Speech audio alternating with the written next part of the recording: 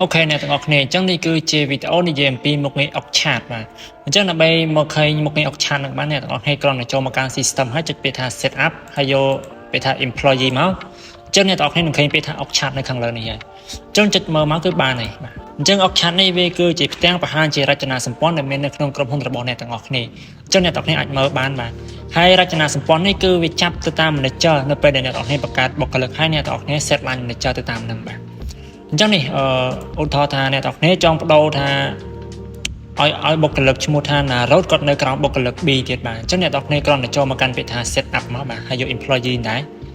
អញ្ចឹងអ្នកទាំងអស់គ្នាចុចខ្មៅដៃបាទចុចរូបពណ៌បៃតងមុខឈ្មោះបុគ្គលិករបស់ Narod នឹងហើយចុចរូបខ្មៅដៃនេះមួយមក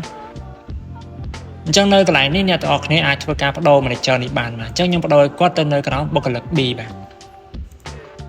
ខ្ញុំចុច save មកគឺបានហើយ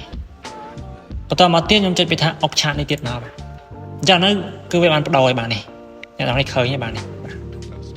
ហើយបើសិនជាអ្នកទាំងនេះចង់ធ្វើការ download បាទចុចពាក្យថា download នេះមកបាទអញ្ចឹងវានឹងធ្វើការ download រូបផ្ទាំងជារចនាសម្ព័ន្ធហ្នឹងជារូបថតជូនអ្នកទាំងនេះតែម្ដងបាទនេះបាទហើយបន្តមកទៀតបើសិនជាអ្នកទាំងនេះចង់លេង color បាទលេង color ទៅតាម department មួយអ្នកទាំងនេះអាចចុចពាក្យថា department color នេះបានបន្តមកទៀតអ្នកទាំងនេះអាចរើសតាមនេះបានអញ្ចឹងឧទាហរណ៍ថានៅ department operation ខ្ញុំចង់ដាក់ color ពណ៌លឿងពណ៌រែងក្រហមបាទហើយនៅ cell ខ្ញុំដាក់ពណ៌រែងបៃតងអញ្ចឹងទៅបាទហើយបន្តមកទៀតនៅខាងចុងភៅនេះខ្ញុំដាក់ពណ៌រែងខៀវបាទហើយកន្លែង admin នេះខ្ញុំដាក់ពណ៌រែងលឿងអញ្ចឹងទៅបាទខ្ញុំចុចមកបាទអញ្ចឹងខ្ញុំកែតែប៉ុណ្្នឹងទេខ្ញុំចុច save មកក៏បានហើយអញ្ចឹងបន្ទាប់ពីអ្នកទាំងគ្នាធ្វើការកែ color នឹងរួចហើយអ្នកទាំងគ្នាអស់មកខាងក្រៅមកគឺឃើញហើយបាទនេះបាទ